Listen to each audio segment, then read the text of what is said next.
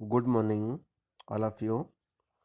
Today I am discuss UPTT, CTET, SuperTET, and 11th, 12th and BSc general science के बारे में हम आज पढ़ेंगे। और इसमें हम जो जनरल साइंस जिसमें केमिस्ट्री, फिजिक्स, जूलॉजी, बॉटनी होता है, तो उसके अंतर्गत आज हम रसायन विज्ञान, केमिस्ट्री का स्टडी स्टडी करेंगे। और इसमें हम देखेंगे जो मेन पॉइंट होते हैं उसके बारे में हम यहाँ पर बहुत ही बारीकी से पढ़ेंगे।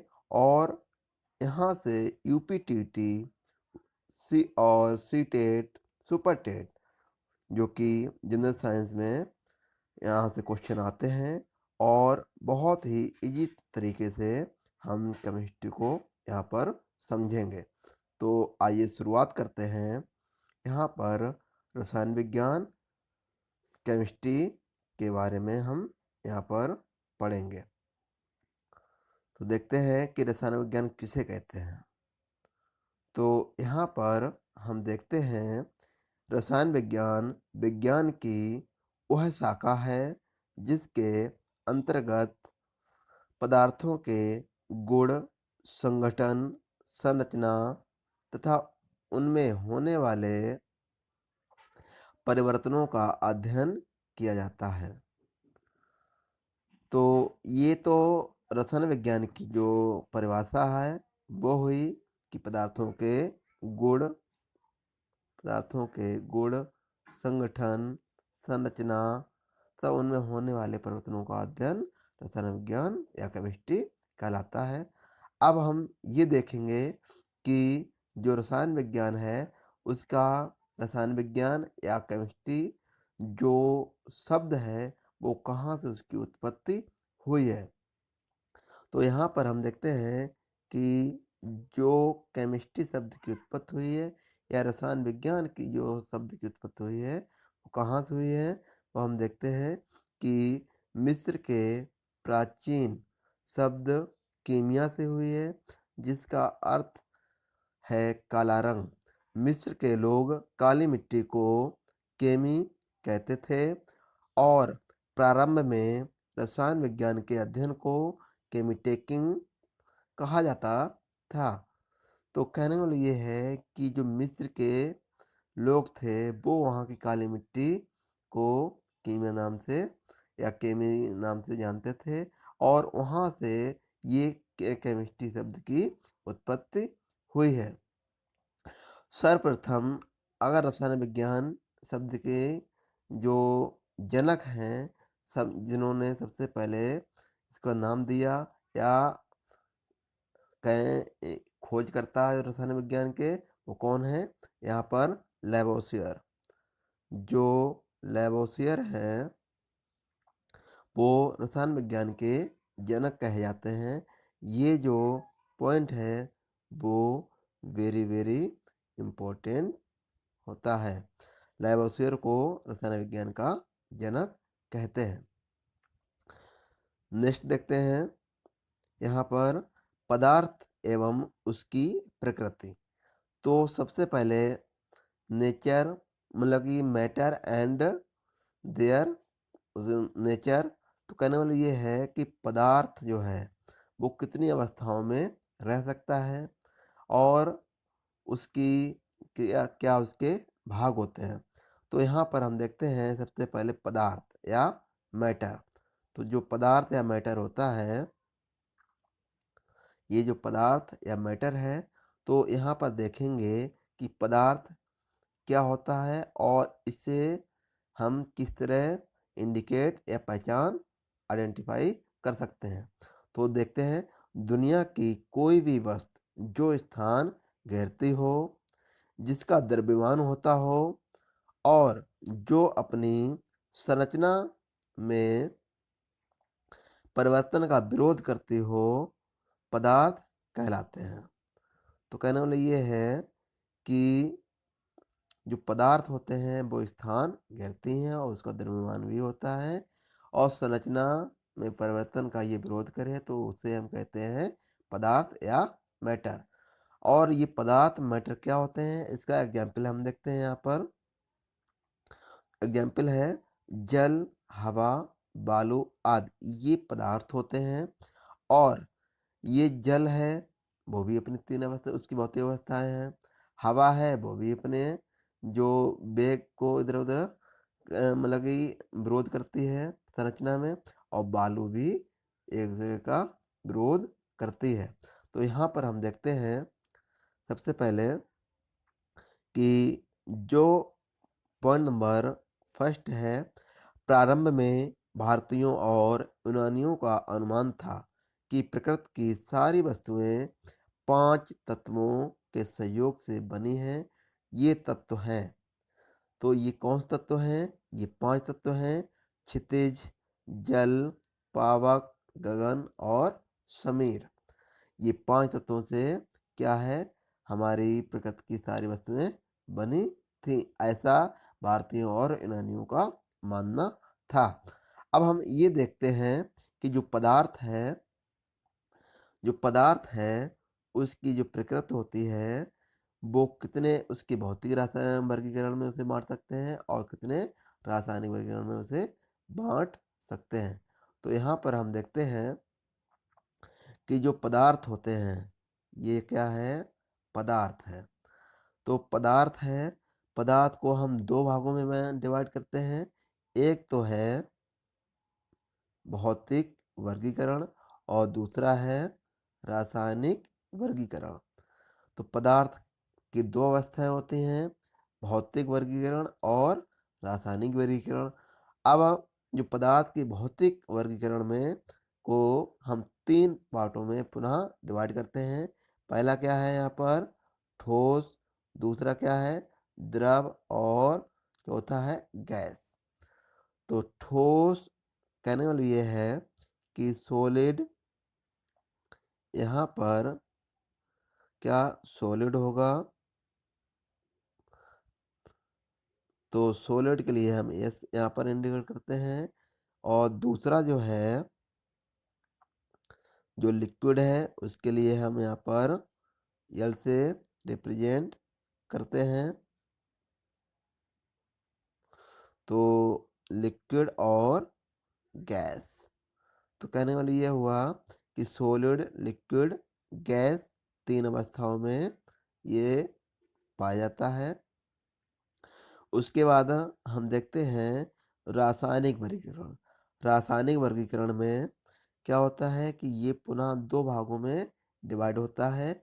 एक होता है शुद्ध पदार्थ, प्योर सब्सटेंस।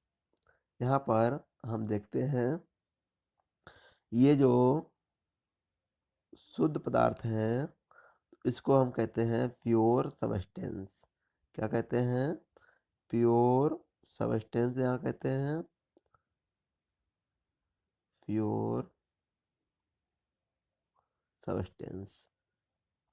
और दूसरा होता है यहाँ पर मिश्रण। ये दूसरा है मिश्रण या मिक्सचर। तो रासायनिक वर्गीकरण को हम यहाँ पर पुनः 2 भागों में जैसे बांटा, शुद्ध पदार्थ और मिश्रण, जिसमें शुद्ध पदार्थ को पुनः हमने 2 भागों में डिवाइड किया है। एक है तत्व या एलिमेंट, दूसरा है यौगिक या कंपाउंड। जो शुद्ध पदार्थ हैं उन्हें हमने एलिमेंट और कंपाउंड में डिवाइड किया। तो जो एलिमेंट हैं वो भी, या तत्व जो हैं वो भी पुनः 2 भागों में डिवाइड हुए। एक है धात्विक और दूसरा है अधात्विक। जबकि कंपाउंड है उसे हमने पुनः 2 भागों में डिवाइड किया। एक है ऑर्गेनिक या कार्बनिक, दूसरा है अकार्बनिक या इनऑर्गेनिक। तो ये रासायनिक वर्गीकरण में शुद्ध पदार्थ के इतने भाग हुए।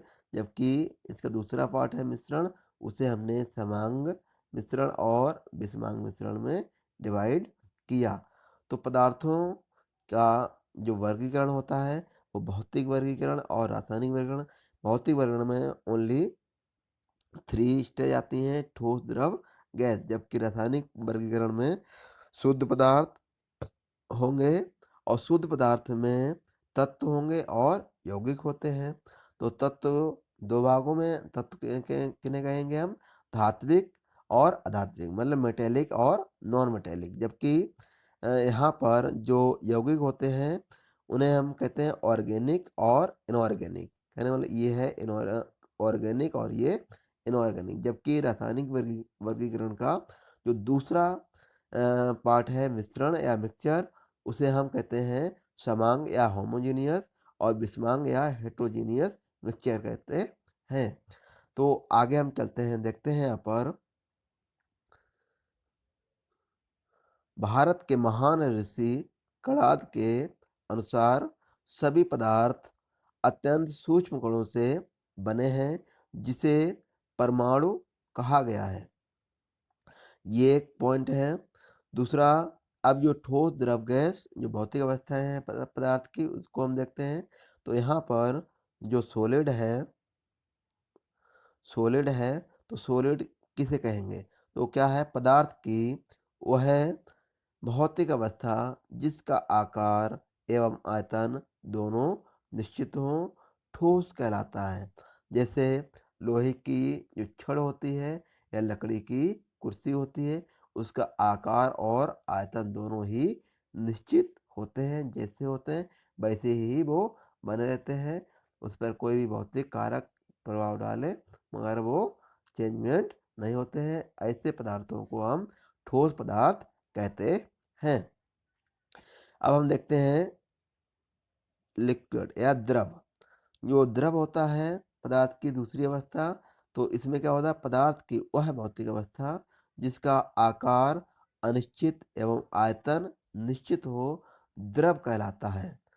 तो जैसे अल्कोहल, पानी, तारपीन का तेल, मिट्टी का तेल, तो ये जो सभी हैं वो क्या है, इनकी आकार तो अनिश्चित होता है। कहने का मतलब ये है ये जिस बर्तन में या जिस कंटेनर में ये रखे जाते हैं ये उसी का आकार ग्रहण कर लेते हैं, किंतु इनका जो आयतन होता है, वॉल्यूम होता है, वो जितना होगा वो उतना ही रहता है, वो निश्चित होता है, जबकि इनका आकार अनिश्चित होता है। नेक्स्ट देखते हैं गैस। तो जो गैस है, गैस में के बारे में हम जानते हैं कि पदार्थ की वह भौतिक अवस्था जिसका आकार एवं आयतन दोनों अनिश्चित हों, गैस कहलाता है। जैसे हवा, ऑक्सीजन आदि।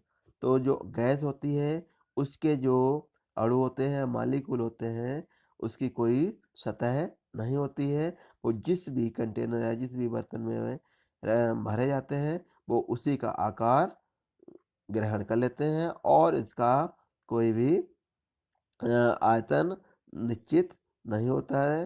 कहने वाला ये है कि जिस बर्तन में रखे हैं ये उसी का पूरा आकार ग्रहण कर लेते हैं और इनके जो भी मतलब कि मॉलिक्यूल होते हैं पूरे कंटेनर या जिस बर्तन में रखे जाते हैं वो पूरे उसी का आकार ग्रहण कर लेते हैं, जैसे कि हवा और ऑक्सीजन आदि। नेक्स्ट देखते हैं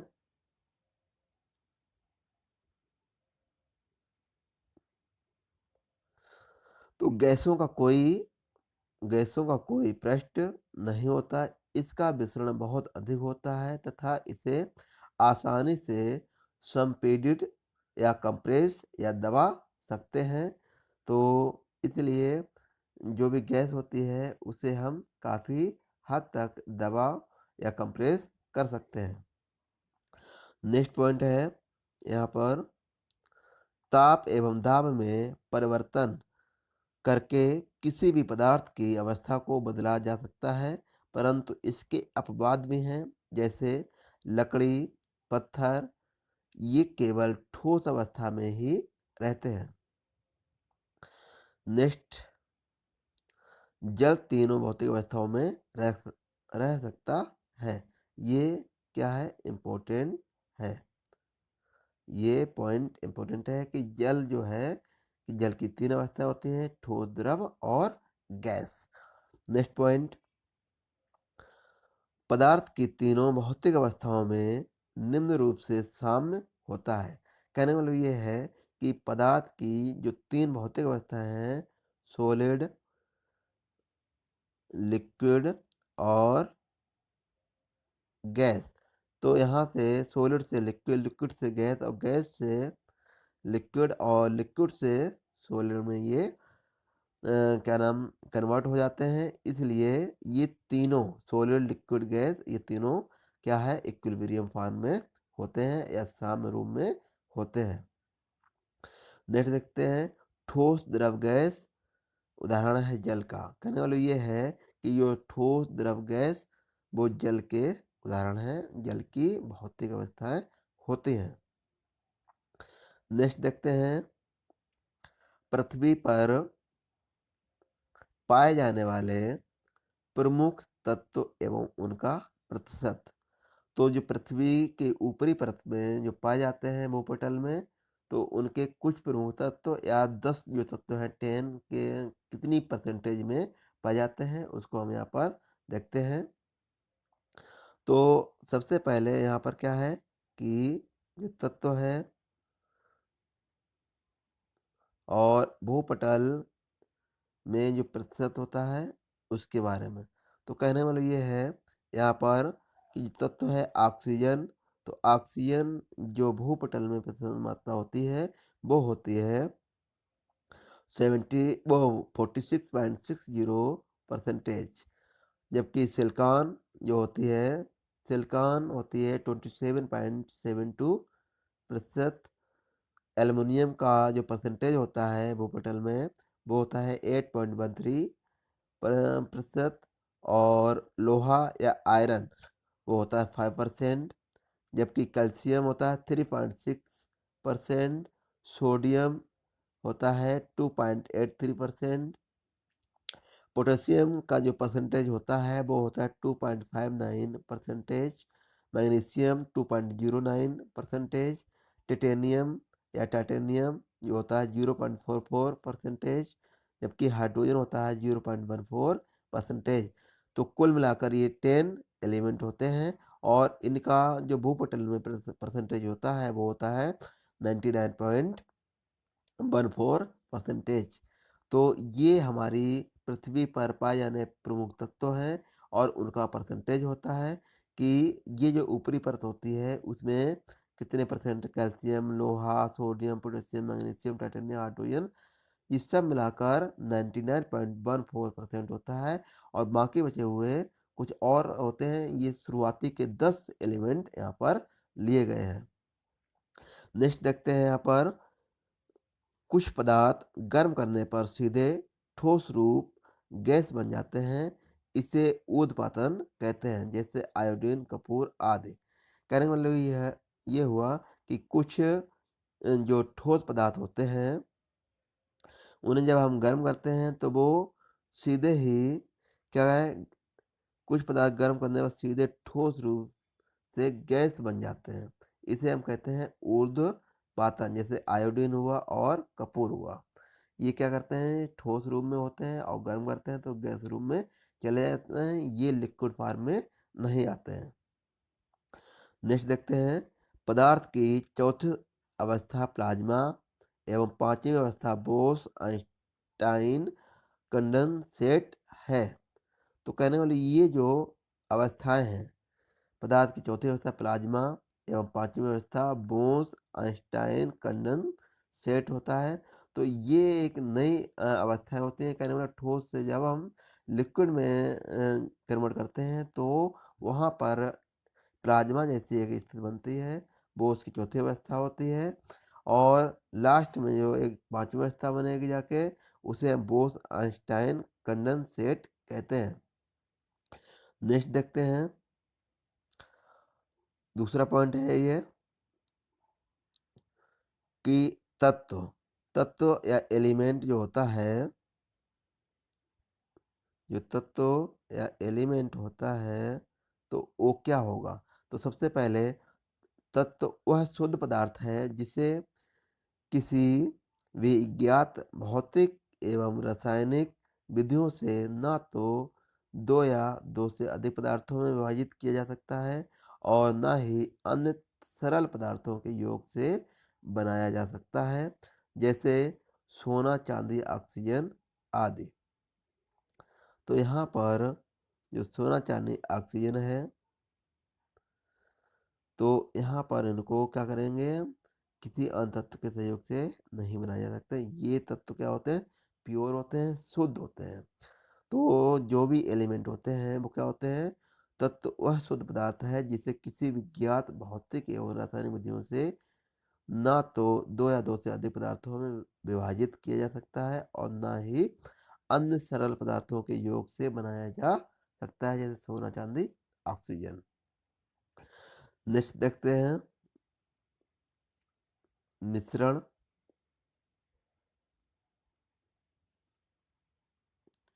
तो जो मिश्रण या मिक्सचर होता है वो क्या होता है, वह पदार्थ जो दो या दो से अधिक तत्वों या यौगिकों के किसी भी अनुपात में मिलाने से प्राप्त होता है, मिश्रण कहलाता है। इसे सरल यांत्रिक विधि द्वारा पुनः प्रारंभिक अवयवों में प्राप्त किया जा सकता है,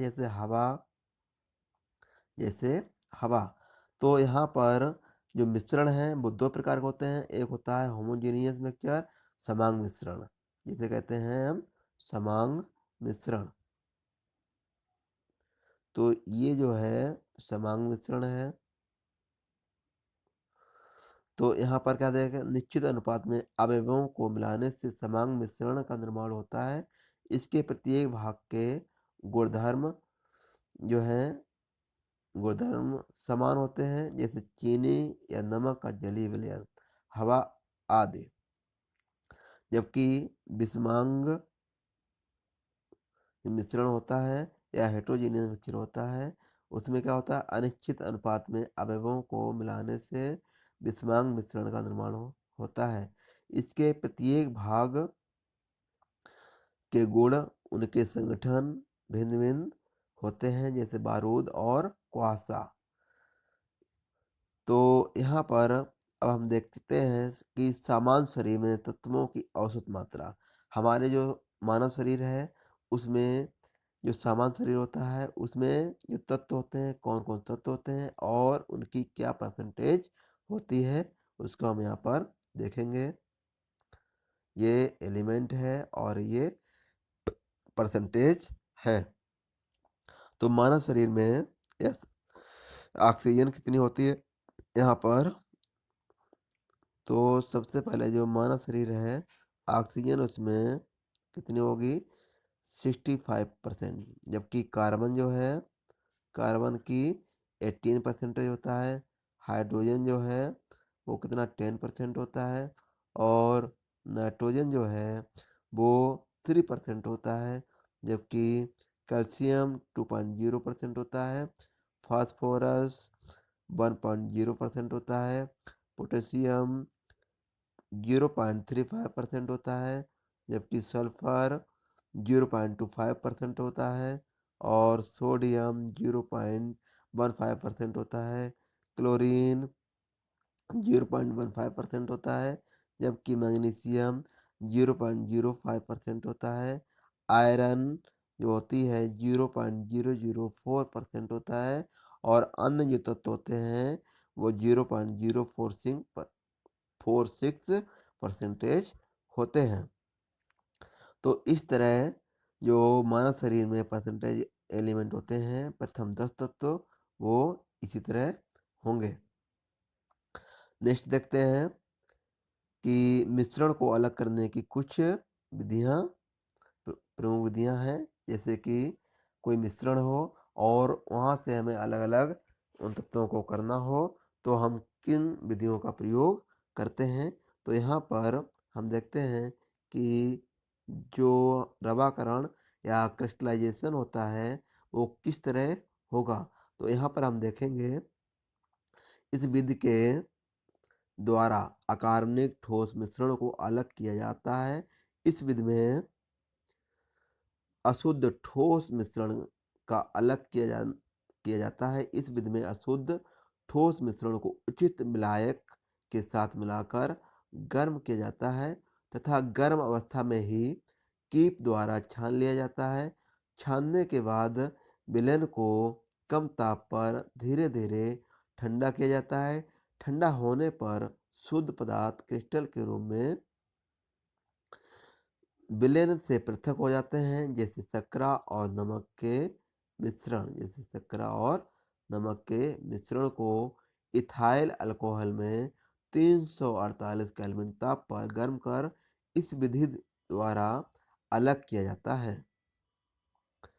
तो ये क्रिस्टलाइजेशन की प्रोसेस होती है कि किस तरह हम शर्करा और नमक के मिश्रण को एथाइल अल्कोहल में 348 केल्विन ताप पर गर्म कर इस विधि को या शर्करा के कण को अलग करते हैं।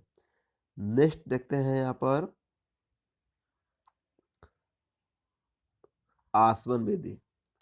तो जो आसवन विधि है, तो आसवन विधि में हम देखते हैं यहाँ पर ये है आसवन विधि। तो यहाँ पर जब दो द्रव्यों के क्वथनांकों में अंतर अधिक होता है तो उसमें मिश्रण को आसवन विधि से पृथक करते हैं। अर्थात तो यहाँ पर देखते हैं यहाँ से शुरू कि यह द्रव्यों के मिश्रण को अलग करने की विधि है। इसका प्रथम भाग बाष्पीकरण वेपोराइजेशन एवं दूसरा संघनन कंडेंसेशन होता है या कहलाता है। तो यहाँ पर हम देखते हैं कि जो आसवन है उसमें क्या करते हैं कि जब दो द्रव्यों के क्वथनांकों में अंतर अधिक होता है तो उस मिश्रण को आसवन विधि से पृथक करते हैं। अर्थात यह द्रव्यों के मिश्रण को अलग करने की विधि है। इसका प्रथम भाग वाष्पीकरण वेपोराइजेशन एवं दूसरा संघनन कंडेंसेशन कहलाता है। अब नेक्स्ट देखते हैं ऊर्ध्वपातन सब्लिमेशन। तो जो सब्लिमेशन होता है इसमें क्या होगा, इस विधि द्वारा दो ऐसे ठोस मिश्रण को अलग करते हैं जिसमें एक ठोस ऊर्ध्वपातित हो दूसरा नहीं। इस विधि से Kapoor naphthalene ammonium chloride anthracene आदि को अलग करते हैं। नेक्स्ट देखते हैं यहाँ पर आंशिक आसवन फ्रैक्शनल डिस्टिलेशन। तो यहाँ पर इस विधि से क्या करते हैं हम, इस विधि से वैसे मिश्रित द्रव्यों को अलग करते हैं जिनके क्वथनांकों में अंतर बहुत कम होता है। खनिज तेल या कच्चे तेल में से शुद्ध डीजल, पेट्रोल, मिट्टी का तेल, कोल तार आदि इस विधि द्वारा अलग किया जाता है। तो कहने वाला ये हुआ खनिज तेल या कच्चे तेल में से शुद्ध डीजल, पेट्रोल, मिट्टी तेल, कोल तार आदि इस विधि द्वारा अलग किया जाता है। नेक्स्ट है यहाँ पर वर्णलेखन क्रोमेटोग्राफी। तो जो क्रोमेटोग्राफी होती है वो यहाँ पर हम देखते हैं कि यह जो विधि है यह विधि इस तथ्य पर आधारित है कि किसी मिश्रण के विभिन्न घटकों की अवशोषण क्षमता भिन्न भिन्न होती है तथा वे किसी अधिशोषक पदार्थ में विभिन्न दूरियों पर अवशोषित होते हैं। इस प्रकार वे पृथक कर लिए जाते हैं। नेक्स्ट देखते हैं यहाँ पर स्टीम डिस्टिलेशन या भाप आसवन। तो यहाँ पर जो विधि है ये इस विधि से कार्बनिक मिश्रण को शुद्ध किया जाता है जो जल में आघुलनशील होता है परंतु भाप के साथ वाष्पशील होता है। इस विधि द्वारा विशेष रूप से उन पदार्थों का शुद्धिकरण किया जाता है जो अपने क्वथनांक पर अपघटित हो जाते हैं जैसे एसीटोन, मेथिल अल्कोहल आदि। नेक्स्ट देखते हैं यहाँ पर पदार्थ की अवस्था परिवर्तन। तो जो पदार्थ की अवस्था परिवर्तन है उसके बारे में देखेंगे कि जो पदार्थ है उसकी अवस्था परिवर्तन किस तरह होती है या चेंज इन स्टेट। तो सबसे पहले हम देखेंगे यहाँ पर द्रवणांक या मेल्टिंग पॉइंट। तो यहाँ पर देखते हैं गर्म करने पर जब ठोस पदार्थ द्रव अवस्था में परिवर्तित होते हैं तो उनमें से अधिकांश में यह परिवर्तन एक विशेष दाब पर तथा एक नियत ताप पर होता है। यह नियत ताप वस्तु का द्रव्यमान कहलाता है। जब तक पदार्थ गलता रहता है तब तक ताप स्थिर रहता है, यदि विशेष दाब नियत रहे। नेक्स्ट देखते हैं यहाँ पर हिमांक या फ्रीजिंग पॉइंट। तो फ्रीजिंग पॉइंट क्या होगा यहाँ पर? किसी विशेष दाब पर यह नियत ताप जिसका कोई द्रव जमता है हिमांक कहलाता है। नेक्स्ट देखते हैं सामान्यतः पदार्थ का द्रव्यमांक एक हिमांक का मान बराबर होता है। जैसे बर्फ का द्रव्यमांक एवं हिमांक 0 डिग्री सेल्सियस है। ये इम्पोर्टेंट पॉइंट है, वेरी वेरी इम्पोर्टेंट। तो नेक्स्ट पॉइंट है अशुद्धियों की उपस्थिति में पदार्थ का हिमांक और द्रव्यमांक दोनों कम हो जाता है। नेक्स्ट देखते हैं द्रव्यमांक पर दाब का प्रभाव। तो जो द्रव्यमांक है उस पर दाब का क्या प्रभाव पड़ता है, आइए हम देखते हैं। उन पदार्थों के द्रव्यमांक दाब बढ़ाने से बढ़ जाते हैं जिनका आयतन गलने पर बढ़ जाता है। जैसे मोम, तांबा आदि। सेकंड पॉइंट है उन पदार्थों के द्रव्यमांक दाब बढ़ाने से घट जाता है जिनका आयतन गलने पर घट जाता है। जैसे बर्फ, ढलमा, लोहा आदि। नेक्स्ट देखते हैं अब गलने तथा जमने पर आयतन में परिवर्तन, change of volume in fusion and solidification. तो यहाँ पर हम देखेंगे कि क्रिस्टलीय पदार्थों में से अधिकांश पदार्थ गलने पर आयतन में बढ़ जाते हैं। ऐसी दशा में ठोस अपने ही गले हुए द्रव में डूब जाता है। अब देखते हैं कि ढला हुआ लोहा,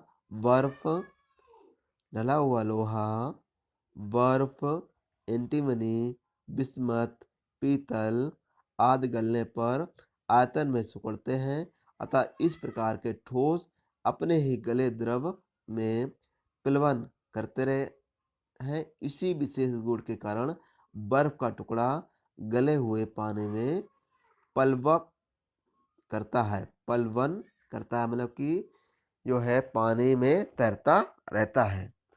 नेक्स्ट देखते हैं यहाँ पर सांचे में केवल वे पदार्थ ढाले जा सकते हैं जो ठोस बनने पर आयतन में बढ़ते हैं, क्योंकि तभी वे सांचे के आकार को पूर्णतया प्राप्त कर सकते हैं। नेक्स्ट पॉइंट है मुद्रण धातु ऐसे पदार्थ के बने होते हैं जो जमने पर आयतन में बढ़ते हैं। नेक्स्ट पॉइंट चांदी या सोने की मुद्राएं ढाली नहीं जाती, केवल मोहर लगाकर बनाई जाती हैं। नेक्स्ट पॉइंट मिश्र धातुओं का द्रव्यमांक उन्हें बनाने वाले पदार्थों के गलनांक से कम होता है, क्योंकि अशुद्धियां डाल देने पर पदार्थ का गलनांक घट जाता है। नेक्स्ट पॉइंट हिमकारी मिश्रण, फ्रीजिंग मिक्सचर। किसी पदार्थ को उसके द्रव्यमांक पर गलने के लिए ऊष्मा की आवश्यकता होगी जो उसकी गुप्त ऊष्मा होगी। यह ऊष्मा साधारणतः बाहर से मिलती है। जैसे जल में बर्फ का टुकड़ा मिलाने पर बर्फ गलेगी, परंतु गलने के लिए द्रव्यमांक पर वह जल से ऊष्मा लेगी,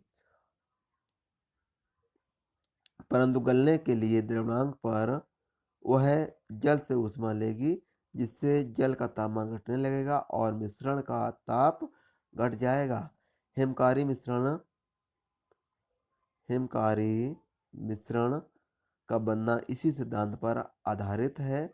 उदाहरण घर पर आइसक्रीम जमाने के लिए नमक का 1 भाग एवं बर्फ का 3 भाग मिलाया जाता है।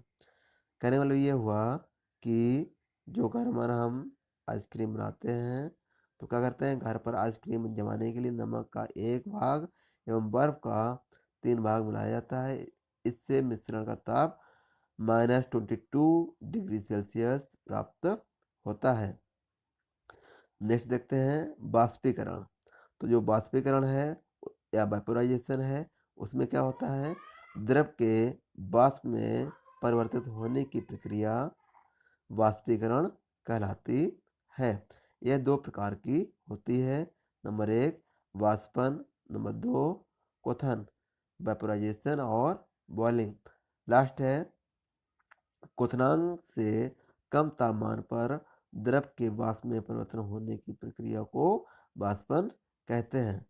तो इस तरह हमने आज यूपी टेट, सुपर टेट और सी टेट की जो जनरल साइंस है उसके बारे में आज हमने शुरुआत की, और मुझे आशा है यहाँ से आपको बहुत हेल्प मिलेगी। और इसके आगे का अब कंटिन्यू वीडियो चलेंगे यूपी टेट और सी टेट के। तो यहाँ से जो केमिस्ट्री है